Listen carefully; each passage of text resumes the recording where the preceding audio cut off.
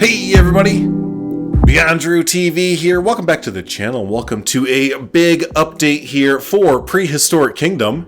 This is going to be coverage of Update 11, which is coming out at the end of April, I believe the blog has said today. So yeah, there's a bunch of new things coming for this update that are really exciting. Shows a really great direction for the game. So yeah, let's go ahead and jump right into it since there is so much to cover. And to start things off, we're actually going to skip the start of this month's dev diary and everything. That's just because it's a lot of general housekeeping, mentioning that they've wrapped up or nearly wrapped up recordings with Nigel Marvin, getting all of the recordings in that they wanted to get with him. They're going to be updating the American lion and cave lion's eyes, because apparently the eyes in game right now make them look like they are terrified of everything, so they're going to update those. And then they talk about the supporter bundle that came out earlier this month, I believe it was, which is a 200-page concept art looking at the animals and the general designs. The soundtrack is included in there as well, so it's really great thing that y'all can pick up over off on Steam, Bandcamp. I think you can get the soundtrack also on like Spotify and YouTube, and so there's a whole bunch of different places you can look for the supporter bundle. But yeah, it looks like a great little thing they have there. So but let's go ahead and dive into the main meat and potatoes of today, which is the development updates on, again, Update 11. So let's go ahead and read through here. So in late April, we'll be rolling out Update 11 out onto the public testing branch on Steam so that we can gather feedback and continue developing this update. This release is going to massively change how the game is played, so it's important that we have community-provided feedback during production. So in the meantime, here's a broad look at what's coming very soon. So new species. Update 11 will be introducing 2 new animals, the first of which is the squirrel-like dinosaur from Down Under, the Liel-in-Sora. So there you go, that's a cool looking thing. As southern parts of Australia were located within the Antarctic Circle during the early Cretaceous, it's possible that sunlight would have been highly variable. With this animal potentially going weeks without sunlight, we've chosen to highlight the various levels of cold tolerance Liel-in-Sora, haha, I'm gonna get that, might have had through varying lengths of plumage per skin. Unlike the other small herbivorous dinosaurs in Prehistoric Kingdom, these ones have quite the frightening denition. Wow, they're using a bunch of big old words today. Look at that. Yeah, this is a cool looking dinosaur. I've never seen anything like this before. Really like the bright feathers and everything that they've chosen for it. So now that leaves one unknown species for Update 11. And before anyone rushes to speculation, this is not another theropod. Enjoy, and they share a nice little sneak peek here. So if you recognize this skin or have an idea there, make sure to comment down below. Would love to know what you're thinking that is there. Species splitting. Going forward into Update 11, all animals in the game will be properly split by the species in the UI. This means that when you're in the nursery or excavations menu, you'll find distinct buttons for each species, rather than lumping them all under one umbrella. We'll be extending this functionality to the animal info sign as well. As far as the game was concerned, each species was already considered unique, and this change simply makes the UI consistent with that. To reflect this upcoming change, we have updated our website's animal gallery as well. So that's very nice. The nursery will be receiving a big UI overhaul down the line to better accommodate these changes, so please stay tuned for that. And here's a real quick little look at what they're looking at for that. So early staff and logistics gameplay is up next. In this part of the dev diary, we're going to walk you through what to expect from logistics and the overall gameplay loop it presents. When Update 11 releases, we'll only have keepers and laborers available, as they are the most essential at this stage of development. The remaining staff types, which will be janitors, engineers, security, and vets, will be added as their gameplay systems become more relevant. And here's a quick sneak peek at the keeper and laborer. Looks like concept art for now. Really like how the laborers look. That's a pretty spot on look at what it would probably look like today in an actual park like this, right? So starting out, as you begin to build your park in Update 11, you'll notice that feeders and kiosks are now empty when placed. In order to actually work, they must be stocked by staff members. This is where our logistics gameplay begins. To get resources into the zoo, players will first need to build a loading bay. Upon the initial first-time placement, players will receive an immediate shipment of goods to help get the park up and running. After that, your loading bay will continue to import guest meals, merchandise, and a small amount of animal feed every 15 minutes. The time's not totally yet finalized, it says, via the box truck. Players can purchase up to 2 additional box trucks for their loading bay to speed up delivery times, or place additional loading bays around the park if they need more shipments. I like that idea. That's a fun gameplay mechanic. Once the resources have arrived, players will need staff to transport them around the zoo. Laborers can carry the meals and merchandise to guest facilities, while keepers are needed to refill feeders with animal feed. To access the staff hiring menu, players will need to build a staff center. Of course, like any module, these new structures can be built over or recolored with the modular building system. Just ensure any access points, like doors, remain accessible. Here's a few pictures of what they're kind of looking at for that. Liking this so far. While out in the park, staff are intended to be very automated. You can call staff to complete specific tasks like refilling a certain feeder or transporting goods, but with the scale of Prehistoric Kingdom, the expectation is that they should just do their jobs. We believe your primary role as park manager should be to focus on who you hire, how many people you hire, and how you lay out the park's logistics infrastructure, rather than micromanaging where your staff are and what they're doing. If jobs aren't being done, you likely don't have enough people or your layout stinks. There you go, very upfront about it, right? Expanding your storage. Picture this, you've got a few habitats. The zoo's expanding, but so is the distance between your loading bay and the rest of the park.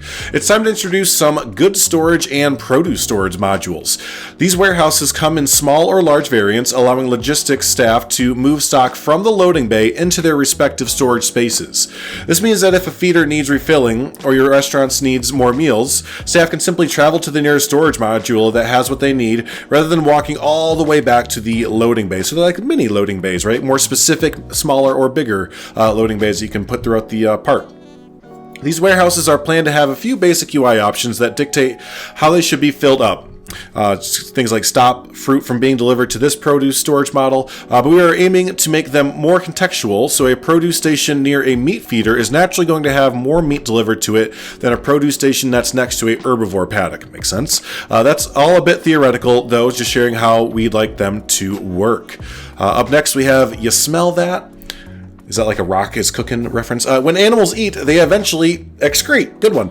Without a place to dump their dung, keepers can't clean habitats. This is why you'll need to invest in a couple of the compost heap modules. And we have a look at the compost heap modules there. After cleaning dung piles, keepers will transport the poop from a habitat to the nearest compost heap. Once delivered, the stored poop will convert to compost over time, a resource that will become invaluable when making your own animal feed. This module can have a pretty negative impact on park beauty, so you want to keep it hidden from guest view. Yeah, probably. There's a lot of backstage things that people like to see, like when you go to a zoo, like maybe the vet area or how the keepers work and everything, but seeing where the excrete or the poop goes, that's a whole different thing, especially dinosaur poop. Holy cow.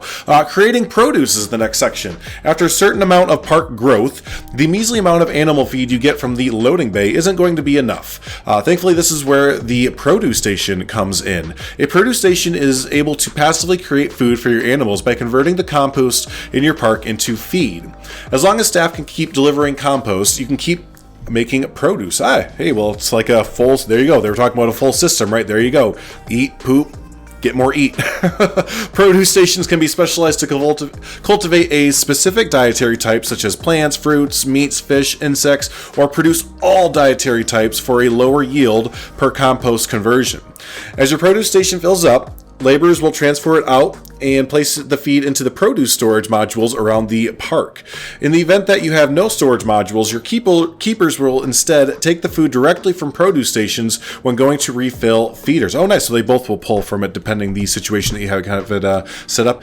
So logistics system in review. Looking at everything we've just discussed from a high level view, we end up with a loop that looks like this. And there's your, like we were saying, there's your complete loop on both sides when you get the goods and produce storage, and you can follow that all the way back up to the loading bay and the produce station there. So yeah, there you go. So some changes from the January development diary. As a final side note, we'd like to mention that since the last dev diary, again in January, our plans for generalist staff have changed. We now intend for cashiers to simply be part of kiosk modules and their upkeep costs, rather than being separate entities that can be hired or fired like keepers or laborers. Because of this change, the idea of janitors and laborers temporarily taking on other jobs has been scrapped. This potentially makes the role of staff in the game a lot more clear cut and should make it more obvious when something in the park isn't working out. Not a huge change in our opinion, but notable enough where we want to keep you in the loop. Next up for gameplay changes, we have Excavations. Excavations are what allows Prehistoric Kingdom to bring extinct animals back to life, scouring the globe in search of viable genetic materials. In the current game, however, the excavation mechanic really is nothing more than a glorified shopping menu. With Update 11, we aim to rectify this, and here's a look at the new system that they're going for. So coming in Update 11, a brand new module, the Fossil Depot. This building provides space for the park's dig teams and grants access to the excavations menu. It is here that players will be able to both buy and send out dig teams to various dig sites around the world. These sites are used to obtain the necessary DNA required to create animals in the animal nursery. Any idle dig teams currently not excavating will eventually be visible in the car park below. There you go. That's an easy way to tell who's there and who's not, basically, right? So yeah, that's a fun idea for the dig teams. Here's a few pictures of those. By hovering over a dig site, players will be able to see the potential operating costs of an excavation, the estimated time per excavation cycle, and whether or not there are events impacting the dig site. Once opened, up to 5 dig teams can be assigned at once, increasing the ongoing operating costs in exchange for a higher DNA yield every single cycle. There's no financial penalty for moving teams from dig site to dig site, but they will have to travel back to the park first. A little bit of time lost there. So excavating. Each excavation cycle, your assigned teams will send their findings back to the park in the form of DNA. The yield amount for DNA is random, but can be improved by installing infrastructure at the dig site, such as housing, decreases total excavation time, and their own personal genetics lab, which improves the DNA yield amounts. Different species have their own yield rarities, so even if you decide to tackle Hell Creek from day one, you're unlikely to unlock a Tyrannosaurus before Edmontosaurus. Once 100% of the DNA has been found for a species, it can be bred from the animal nursery. Completing all animals within a dig site will unassign the relevant teams and return them to the park. So the events, they were talking about those events before for excavations. So everything we've discussed so far assumes that your excavation has gone smoothly, though. Every month, there are global events that randomly impact dig sites all across the globe. We're going to keep you on your toes a little bit. It's not predictable. A positive event like the fossil boom can help speed up excavation process, drastically increasing yield amounts for as long as the event is active in a dig site. On the other hand, a negative event like high export tax can increase your operating costs, excavating time, and lower yields as your team struggles to send you excavated goods back to the park. So there you go. Like I said, keep you on your toes a little bit. Can't just get up and walk away from it and make all the money or make all the dinosaurs, basically, like a lot of some other games. So players may need to pivot their excavations from month to month depending on how these conditions change, taking advantage of sudden opportunities or temporarily leaving a site behind. What might have been a great month in the Hell Creek formation may quickly turn into an expensive crawl. So there you go. You always got to be on your feet. So guest art overhaul. Ooh, very excited about this one. That was kind of an issue for myself and others when the game first came out. So the guest could use a little looking at. Moving into a more stylized art direction, the future brings a new era of visitors to Prehistoric Kingdom, intended to introduce better faces, hairs, clothing, new ethnicities, and an expressive suite of animations that make the park feel more alive. And there's some concept art and renderings of what they are going for now. It looks much better. I do like it still. They're not going for that, hyper realistic or anything. I think whenever games go for that hyper realistic look, it does immediately date it. But it looks like they do have a little bit of a stylized art art style that they're going for with this. So that's a good idea. So below you can see some of the work in progress animation we've been making. Though not all will be in-game as of update 11, there are some technical things required to make the selfie work. We hope this shows our commitment to improving the quality of our humans. It does indeed. They do look like they are on the right track. So let's see. So update 11 is planned to bring the first stage of this guest art overhaul with it, focused on upgrading our technical backend to support these new visual features. There have been a lot of assets to design, model, and curate, but we are getting there.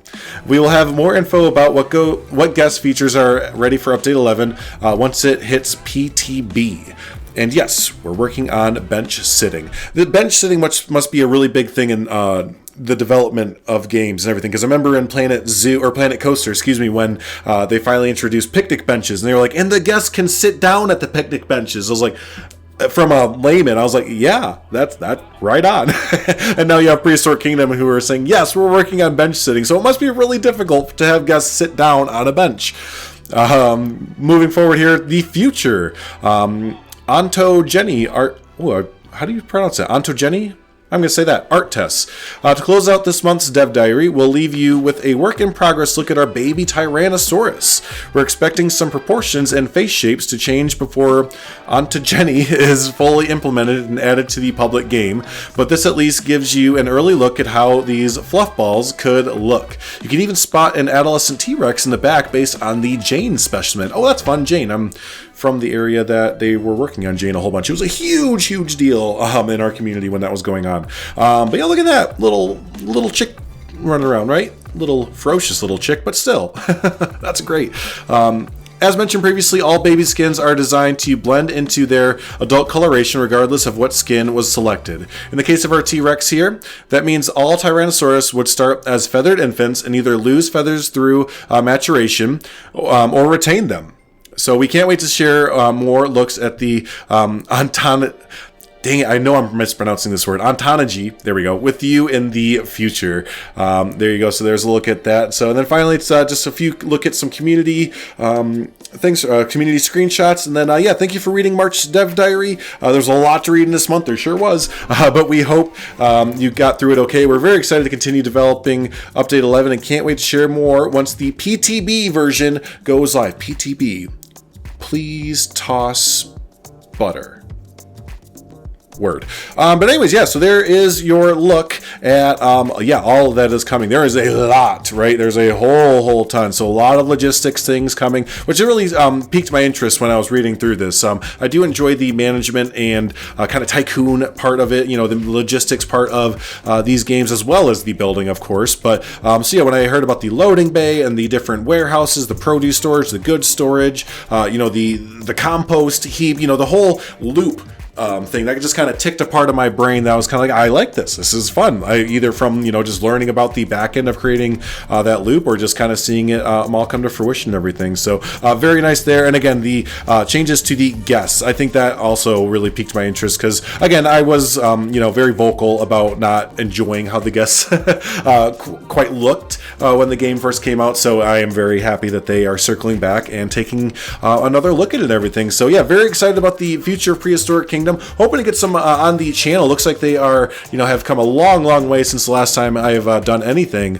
on the channel there. And I love seeing all the screenshots from the community members doing a lot of inspirational things there as well. So yeah, hopefully we can get some more Prehistoric Kingdom on the channel very soon there. So hey, let me know down below, what do you think of the updates coming to Prehistoric Kingdom? What do you think the unknown animal is from that screenshot that we saw of just the scales and everything like that, just the skin and all that. But yeah, what's your favorite part coming to the update there? And yeah, can't wait to see what everyone builds with it and everything. So hey, thanks so much everyone for hanging out. Always do appreciate it. If this is your first time hanging out, don't forget to hit that subscribe button. Also hit the like button. Does help out push out the video to more and more people, get more and more eyes on the video on the channel. So hey, thanks so much everyone. Always appreciate you.